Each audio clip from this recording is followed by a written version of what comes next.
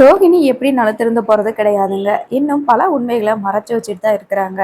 பாட்டி வந்ததுக்கு அப்புறமா ரோகிணி கிட்ட சத்தியம் வாங்குறாங்க. நீ வந்து இதுக்கப்புறம் உண்மையை மறைக்க மாட்டேன், எல்லா உண்மையும் நான் சொல்லிட்டேன் அப்படின்னு நீ சத்தியம் பண்ணு, இந்த வீட்டுக்கு நல்ல மருமகளாக இருப்பேன்னு சொல்லு அப்படின்ற மாதிரி சொல்ல, ரோகிணி என்ன பண்ணிடுறாங்க அப்படின்னா சத்தியம் பண்ணிடுறாங்க.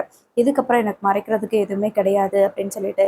சரி, இப்போ ரோஹிணி கிட்ட பாட்டி கேட்குறாங்க, நீ எதுக்காக இப்படிலாம் போய் சொன்ன, உனக்கு தான் பேசுறதுக்கு வாய்ப்பே கொடுக்கலன்னு சொன்னேல, இப்போ சொல்லு அப்படின்னு சொல்ல, உடனே அவங்க, நான் ஒரு அனாதை, எனக்கு மனோஜை பார்த்ததுமே ரொம்ப பிடிச்சிருச்சு, மனோஜுக்கும் என்னை பிடிக்கும், ஆரம்பத்தில் மனோஜ் வந்து நான் ஒரு அனாதை அப்படின்னு தான் சொன்னார், அதனால தான் எனக்கு அவர் மேலேயே லவ் வந்துச்சு, சரி நம்மளோட ஃபீலிங்ஸை புரிஞ்சுக்குவாருன்றதுனால தான் நான் அவரை கல்யாணம் பண்ணணும்னு நினச்சேன், அதுக்கப்புறம் தான் அம்மா இருக்குது, ஃபேமிலி இருக்குது அப்படின்ற மாதிரி சொன்னாங்க. அதுவுமே வந்து ஆன்ட்டி வந்து பணக்கார வீட்டு பொண்ணை தான் மனோஜுக்கு கல்யாணம் பண்ணணும் அப்படின்னு சொன்னதுனால தான் சரி நம்ம பணக்கார வீட்டு பொண்ணு மாதிரி நடிக்கலாம்னு நினச்சேன், நான் மனோஜை மிஸ் பண்ணிடக்கூடாது அப்படின்றதுக்காக தான் இப்படிலாம் நடந்துக்கிட்டேன், மற்றபடி நான் எதுவுமே எந்த உண்மையும் மறைக்கவே இல்லை அப்படின்ற மாதிரி சொல்லிட்டுருக்குறாங்க.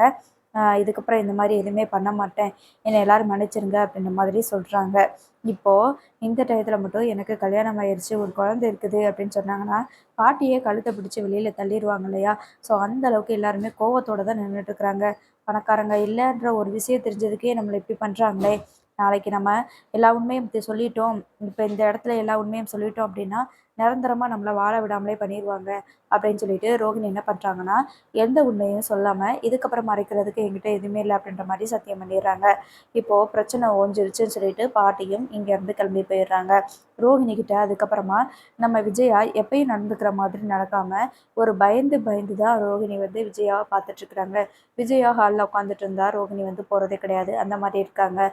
ஒரு தடவை காலையில் எழுந்திரிச்சு லேட்டாக கிளம்பி வெளியில் வராங்க. அப்போ மீனா கிட்ட சாப்பாடு ரெடி ஆயிடுச்சா அப்படின்னு வழக்கம் போல் கேட்குற மாதிரி கேட்குறாங்க. அதுக்கு விஜயா இருந்துட்டு, ஓ உனக்கு வந்து நான் ஒரு ஆள் செஞ்சு வேற வைக்கணுமா, நீ எந்த குப்பை காட்டு கழுதையோ, உனக்கு தேவையானதை நீயே பொங்கி சாப்பிட மாட்டியோ, என் மகனுக்கு எப்படிலாம் வாழ்க்கை அமையணும்னு நினச்சேன், இப்படி வந்து அமைஞ்சது மட்டும் இல்லாமல் என்னை ஏமாத்துறது மட்டும் இல்லாமல் உனக்கு டயத்துக்கு தட்டில் சோறு வேற வேணுமோ, போய் பொங்கி தின்னுடி அப்படின்ற மாதிரி சொல்லிடுறாங்க. அது மட்டும் இல்லாமல் மனோஜ்கிட்ட எங்கள் மனசு ஆறுற வரைக்கும் எங்கள் கோவம் குறையிற வரைக்கும் நீ மனோஜ்கிட்ட பேசக்கூட கூடாது அப்படின்ற மாதிரி வார்ன் பண்ணுறாங்க. இப்போ ரோகிணிக்கு வந்து பழைய மாதிரி வீட்டில் வந்து மவுஸ் கிடையாது. இருந்தாலும் மீனா வந்துட்டு உட்காருங்க, நான் உங்களுக்கு சாப்பாடு எடுத்துகிட்டு வரேன்னு சொல்ல, ஏ என்னடி எனக்கு மதிப்பு தர மாட்டியா, அதான் நான் ஏற்கனவே என்னை மதிக்க மாட்டேன், இப்போ நான் கொண்டு வந்த மருமகளும் இந்த லட்சணத்தில் இருக்குதா, இனி நீயும் சேர்ந்து அவ கூட சேர்ந்துட்டு என்னை மதிக்க மாட்டேன் அப்படித்தானே அப்படின்ற மாதிரி சொல்கிறாங்க. அத்தை அப்படிலாம் நான் நினைக்கவே மாட்டேன் அப்படின்னு மீனா சொல்கிறாங்க. நான் தான் சொல்கிறேன்ல, அவளுக்கு தேவையான வேலையை அவளே செய்வா, ஏன்னா அவளுக்கு கைகள் இல்லாமல் போயிருச்சு, பெரிய இந்த வீட்டு மல்டி மில்லியனர் வீட்டு மக அவள் தேவையானதை அவளே செஞ்சுக்கிடுவா, இனிமேல் அவளுக்கு அது செஞ்சு கொடுக்குறேன் இது செஞ்சு கொடுக்குறேன்னு ஏதாவது செஞ்சு கொடுத்தேன்னா அப்புறம் நீ இந்த வீட்டில் இருக்க முடியாது பார்த்துக்கோ அப்படின்ற மாதிரி விஜயா வந்து மீனாவை திட்டிடுறாங்க. ஒருவேளை இந்த இடத்துல நம்ம ரோஹிணி வந்து அவங்க அம்மாவும் ரோஹிணியோட பையனும் வந்துட்டாங்க அப்படின்னா இந்த கதையை வேற மாதிரி மாறி